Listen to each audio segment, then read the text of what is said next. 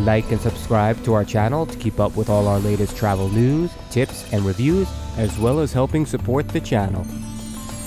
Welcome to Marrakech, Morocco, and our 15 plus tips to know before you go. Marrakech is an intriguing, interesting, historic city with great food, sights, and yes, a lot of shopping, all centered around its world-famous Medina. This is the Red City. Tip 1. Best time to go. As you can see, it never gets really cold in Marrakech, but when it gets hot, it gets really hot, and it feels hotter than the temperature reads.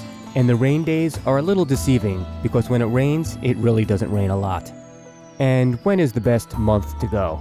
Weather-wise, the spring and fall are the best. It can be a little crowded and pricey. The summer is just hot. And if you don't mind the cool weather with smaller crowds and cheaper prices, the winter might be just right for you. Tip 2. How many days to spend in Marrakech? We think the sweet spot is 3 days, 2 nights, although we did spend a little more time there. But if this is your first time in this beautiful country and you want to travel around a bit to see some other cities, I think 3 days in Marrakech is enough time to get a little taste of the Red City. Tip 3. How to get to Marrakech. Marrakech is pretty much centrally located, and Marrakech has the second busiest airport in Morocco. And just in case you're flying in or out of another city, here are the top airports in Morocco. We flew into Casablanca and flew out of Marrakech. And to get to Marrakech, you can drive, take a bus, take a train, or go on a tour. Some of these cities do not have train access, so you'll have to use other options.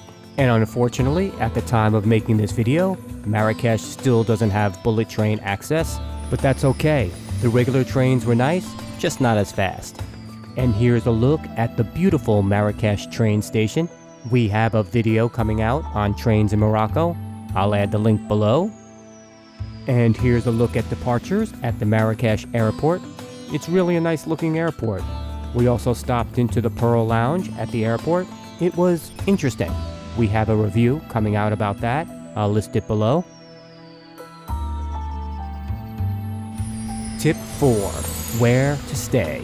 We have a brief list here of some of the neighborhoods in Marrakech, but if it's your first time in Marrakech, the Medina should be at the top of your list. There are plenty of options while staying in Marrakech. While in Morocco, we stayed at a hotel, an Airbnb, and a riad. If you've never stayed at a riad, you should really check one out.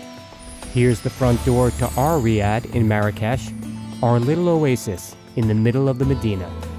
And we have this little sitting area in front of our room in our riad. It was quite nice, overlooking the pool and the fountain. No, we're not going to take you inside our room. It's a little messy, but I'll add a link to our riad below so you can check it out yourself. What was so great about staying in this particular riad? Not only was it beautiful and relaxing, but the owners and staff here were great. They really went above and beyond on the service and attention. And every morning we'd walk up these stairs, and this is where we'd have our breakfast. It was lovely. They had a few different seating options, but we chose to sit in the corner on these couches with a little bit of shade and a little bit of sun, and they provided a different outstanding breakfast every morning. So each day we woke up to this exceptional breakfast with this incredible view. They also provided these hats on the roof. I'm still trying to figure out if it's working for me. Tip 5. Money. The currency in Morocco is the dirham. It's usually about 10 dirham to $1 US. Now the bills are pretty easy to understand, but let's break down the coins because you'll be using them a lot. You could see here, the 10 dirham has the gold rim on the outside, the 5 has the silver, the 2 has an odd shape around the outer edge, then you have the 1 and half. Yes, you'll be using coins a lot when you're shopping, buying street food, in taxis, so get to know them. There's money exchange and plenty of ATMs in Marrakech in multiple languages, including English. And in the Medina, we found our ATM in the main square. Tip 6. Taxis. There are plenty of taxis in Marrakech and no Ubers. Just make sure the taxi is always running the meter, unless you both decide on a set price. One time we had to get out of 5 taxis before we found one that would run the meter. And make sure you have change on you so you don't get the I don't have change excuse. And don't be worried if somebody else gets in your taxi. They sometimes pick up locals along the way to make a little extra money. Tip 7. Navigating the Medina. We had 2 navigation apps on our phone, Maps.me and Google Maps, and we even had the maps downloaded offline, and we still got lost. The Medina truly is a complex maze of streets, so you probably will get lost as well, but that's all part of the adventure. Now, our cell service worked pretty well. Lily picked up a SIM card at the airport, and I had T-Mobile, so I had service in Morocco for free. Now, if you're looking to go old school or feeling a little nostalgic, they have plenty of paper maps to help you find your way around. Tip 8. Alcohol. Is it legal? And is it easy to find? Yes, and sort of. Alcohol is legal in Morocco, but it's not really part of their daily life. And since you can't really find alcohol in the Medina, we had to travel outside the Medina to quench our thirst. And you have to try the gray wine. It's quite refreshing on a hot Moroccan day. Tip 9. Walking the Medina, which you will probably do quite a few times while in Marrakesh. I thought it was pretty amazing, as you got lost in this complex maze of streets, then finding your way again. But some people find it a little overwhelming. It can get crowded and hot. There can be pushy salespeople and scammers. We'll get to that later.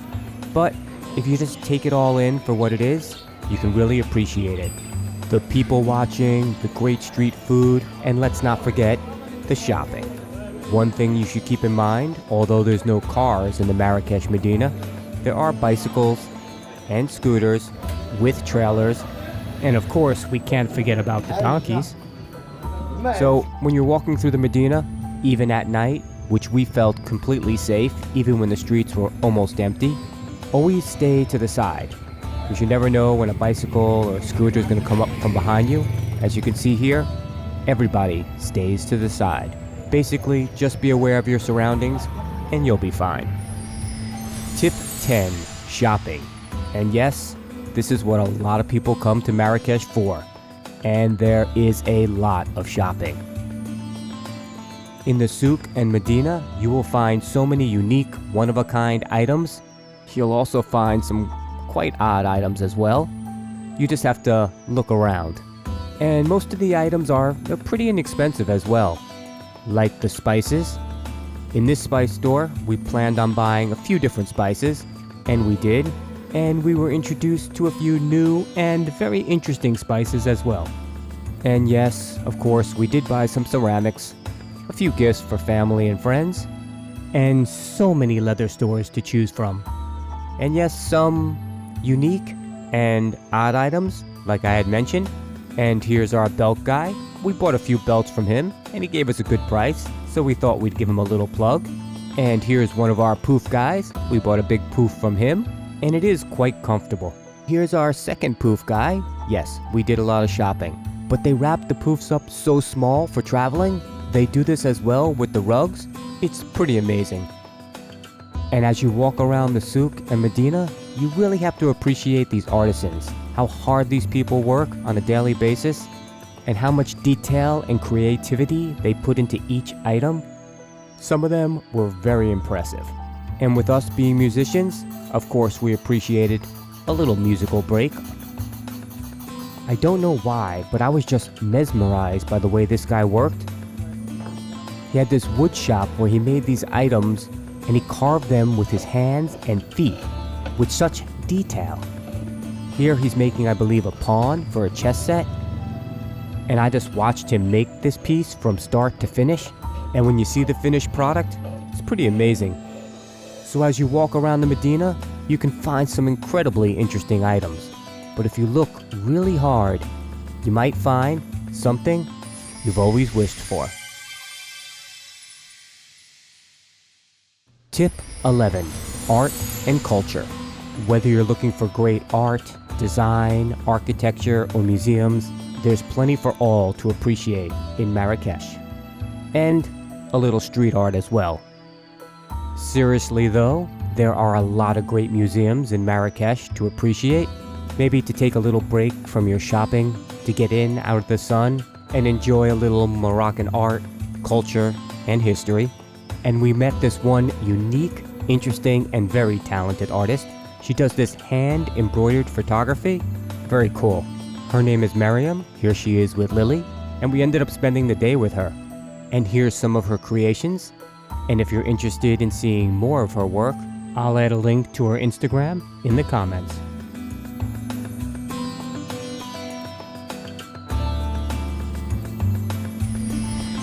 Tip 12. What to carry around. Now, many of these items you'll carry around in any destination, so take a quick look at the list. One crucial item that I wanted to focus on was the toilet paper, sanitizer, soap. As Lily pointed out, many of the bathrooms did not have any of these items. Some did, but many didn't. So just carry them around for when you need a bathroom break. You'll be so happy you did. Tip 13. Food and drink. There are so many unique and great options for food in Marrakesh. I would say the cuisine influences in Morocco are more from the Middle East than from the rest of Africa. But I believe my favorite was trying all the different tagine dishes with all those incredible Moroccan spices. But let's not forget the drinks. And since there really isn't restaurants in the Medina with alcohol, we tried many of the fresh fruit drinks. My favorites were the one with either orange juice or mango and ginger. The spice was so good with the drinks, it was really delicious. And you can enjoy your meal inside a beautiful Moroccan restaurant or sit out in a garden, but the majority of our dining time was spent on the rooftop terraces. There are many throughout Marrakesh and uniquely designed with wonderful views, very comfortable seating, all while enjoying your meal on a beautiful, albeit hot, Moroccan day. And here are a few dining recommendations that we got from a few locals in Marrakesh. We tried a few of them. They're pretty good. And here's some of the menus. You get an idea of the prices and what they have to offer. Most of the meals were pretty reasonable in Marrakesh. For the average restaurant, we spent about $25 per meal for the two of us. And since alcohol wasn't offered at many of the restaurants we went to, and that's usually a large part of our bill, it made our meals very reasonably priced. Now, some of the restaurants close after lunch and before dinner for about an hour or an hour and a half, so you might want to check with the restaurant. And if you plan on dining on one of the nicer rooftop terraces, it's probably a good idea to make a reservation first, just so you're covered. So if you happen to pass by a place that always seems to be crowded, with tourists and locals alike, like this juice place, it's usually pretty good. And this one was. Also, this pastry shop had a lot of locals in it. It was very crowded, and because it was crowded, we had to wait a little bit for our order, but the service was top-notch, and they had some very refreshing juices and a lot of pastries to choose from. We missed the Moroccan food so much when we returned home, we made a variety of Moroccan dishes with our new tagine, and since Lily's a chef, it made things easier. And if you're not a chef, no problem. There are plenty of cooking classes around the city. Tip 14. Haggling. Haggling is such a huge part of the shopping experience in Marrakesh. This list should give you a good primer for when you start haggling. Now, almost all items in the souk and Medina can be haggled on, unless the price is written down, like here, then it's usually non-negotiable. Surprisingly, many of the stalls and stores did accept credit cards, although of course you'll pay less when you pay cash. And if you see a unique item that you really love, just buy it. One time in Cambodia, I saw this very unique item, and I thought I would come back later and pick it up, and I never did. So, shopping lesson learned. Tip 15. Scams. There's scams in all cities, but let's touch base on the ones in Morocco and specifically in Marrakesh. We're going to run through this list rather quickly, so try to keep up. There's the fake items. The fake carpet, they tell you it's older than it really is. The fake argan oil, where they mix with other oils. The fake saffron, and it's really difficult to tell real saffron from fake saffron, so try to go to a reputable dealer or ask somebody at your hotel or riad. The taxi we touched base on a little bit already, not running the meter, overcharging, not having change. Meals at restaurants, sometimes they'll put down some bread or olives, and they might charge you for it, so ask them, and if you don't want it, send it back politely. And also check your bill, make sure the total is correct. It's not necessarily a scam, it just might be a mistake. This is a big one in Marrakesh. A passerby might say you're going the wrong way, this way to the Medina. That street is closed. Basically, they're just looking for money for directions.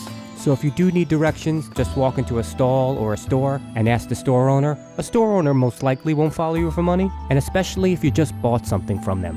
Somebody making an item on the street and offers it to you for free, it's not free. They will ask for money. And you're walking around the Medina and somebody says, hey, you want to take a picture with my snake, my bird? They will ask for money, and they will keep asking. The I don't have change, we talked about it with the taxi driver. They almost always have change. So carry some small bills with you and change. It's always helpful. And just watch out, if a woman sneaks up to you in the main square and tries to draw a henna tattoo on your hand, they will ask for money. And if you do want a henna tattoo, just make sure you decide on the price beforehand. The 100% juice stand, we didn't really see it much in Marrakesh, but make sure they don't add water to your 100% juice. Tip 16, the main square. You will definitely spend some time in the main square. Sometimes you get lost and you find yourself yet again in the main square. The main square always seems to be thriving with life and a great place for people watching, especially during the night. And you never know who you're going to meet. We actually found out that some friends were in from Germany, so we had a wonderful dinner and had a great night walking around the main square with them. Now keep in mind, in the main square during the day, it's not as crowded because it can get very hot, especially during the summer, as there's no protection from the sun. But at night, that's when the main square really comes alive. There are so many people walking around, great for people watching. There are a lot of vendors, games being played, and yes, full of a lot of tourists. So keep in mind, items in the main square might be a little more expensive than they are outside the square, and not that Marrakesh has a high crime rate, but just keep an eye on your money and look out for scammers. Now, they were playing this game in the middle of the square, and it was a large crowd and everybody seemed into it. I'm assuming the premise is to get the ring around the soda. I'm not sure what you win. Maybe you win the soda.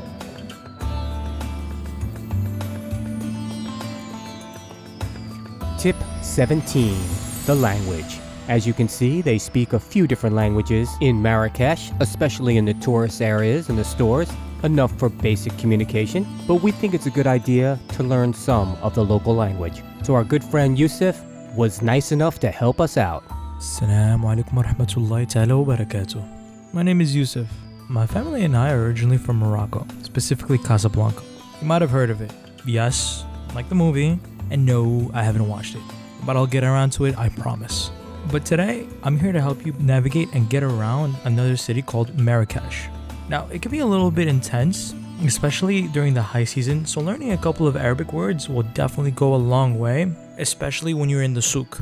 Now, I use the souk as an example because it's probably going to be the place where you're going to be sitting and actually talking to people the most in Arabic. Seeing tourists using certain Moroccan terms actually creates a rapport between the merchant and the tourist. The first thing you should do once you walk inside somebody's store or stall, you're supposed to say salam.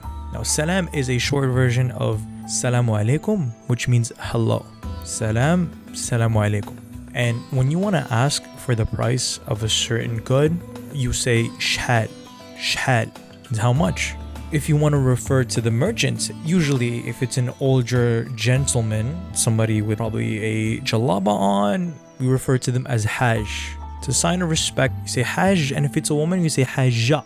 Hajj, hajja. And usually, if you're a tourist, one thing you need to learn is how to barter, how to haggle. If you're talking to the guy and you feel like the price is a little bit too high, you say bzef. Bzef is like the best thing you can say. Bzef means too much. It's too expensive. Guys keep talking, gives you a good price. Gives you a good price, you say mzien. Mzien means good. That's a direct translation, good. Also, if you wanted to refer to somebody who's actually around the same age as you, you use the terms khoya or khti. It's a term of endearment as well. Khoya means brother, khti means sister. And you can actually use that with your waiter, like a merchant, whatever. You say khoya khti, it brings you guys closer. It's just like a term of endearment. And after every conversation or after every transaction, you say shukran. Shukran means thank you. Shukran, shukran. And whenever you're leaving, you say bye, right? So bye in Arabic, in Moroccan Emirate, it's bislama, bislama, or ma'a salama, whatever you feel comfortable with. Moroccan Arabic especially can be very hard. Even other Arabs can have a certain problem. If you don't get it on the first try, it's okay. But I definitely recommend this list of words just to start with. Hopefully I've helped you navigate the streets of Marrakesh. Tip 18. Bought a little too much? It was recommended to us to pick up an inexpensive suitcase while in Morocco to bring back all the stuff we bought. And we thought it would be best to pick it up in our last stop so we didn't have to carry it around, and that was Marrakesh. And plus it didn't cost us anything, as we had a free checked bag, and it just made it easier not having to pack everything into our backpacks. Some final thoughts on Marrakesh. It's an historic, unique, and interesting city that some might find a little overwhelming, and it is at times. Just try to have some patience and tolerance. But what's so great about visiting new cities and countries? It's not only trying new food and seeing interesting sights. Don't get me wrong, those two are very high on my list. But I believe the best part is getting to meet new people and having the opportunity to experience other cultures. I hope this helps you when you travel to Marrakesh. Safe travels. Please like, subscribe, and share to keep up with all our latest travel news, tips, and reviews, and we do appreciate it, as it does help support the channel.